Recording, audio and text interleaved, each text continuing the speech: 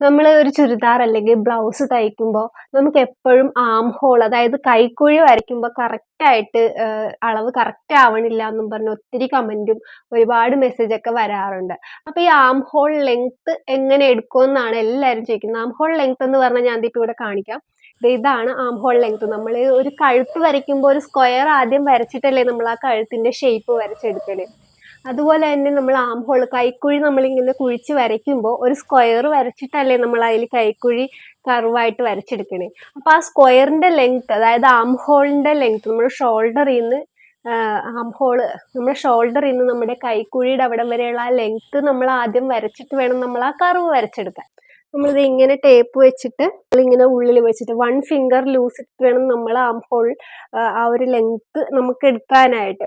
അപ്പൊ നമ്മൾ ഇങ്ങനെ ആം ഹോൾ ലെങ്ത് നമ്മൾ ഇങ്ങനെ എടുത്തു കഴിയുമ്പോൾ ഇവിടെ കിട്ടിയിരിക്കുന്നത് ഇപ്പോൾ ആം ഹോൾ റൗണ്ട് 14 അപ്പോൾ ആ 14 നമ്മൾ ഒരു ഡൗട്ട് വരും, 14ന്റെ പകുതി 7 ആണോ നമ്മൾ ആം ഹോൾ ലെങ്ത് ആയിട്ട് വരയ്ക്കേണ്ടത്? അങ്ങനെയല്ല. നമ്മുടെ അപ്പർ ചെസ്റ്റിന്റെ ആ ഒരു ചെസ്റ്റ് റൗണ്ട് ഉണ്ടല്ലോ, ആ ഒരു മെഷർമെന്റിനെ നമ്മൾ 6 കൊണ്ട് ഡിവൈഡ് ചെയ്താൽ നമുക്ക് നമ്മുടെ ആം ഹോൾ ലെങ്ത് കിട്ടും. ഇതാണ് നമ്മുടെ അപ്പർ ചെസ്റ്റ് എന്ന് പറഞ്ഞത്. ഈ ഒരു അളവ്, അതായത് ഈ അപ്പർ ചെസ്റ്റ് റൗണ്ട് അത് എത്രയാണോ, ചെസ്റ്റ് റൗണ്ടിന്റെ മെഷർമെന്റിനെ നമ്മൾ 6 കൊണ്ട് ഡിവൈഡ് ചെയ്താൽ നമുക്ക് ആം ഹോൾ ലെങ്ത് കിട്ടും.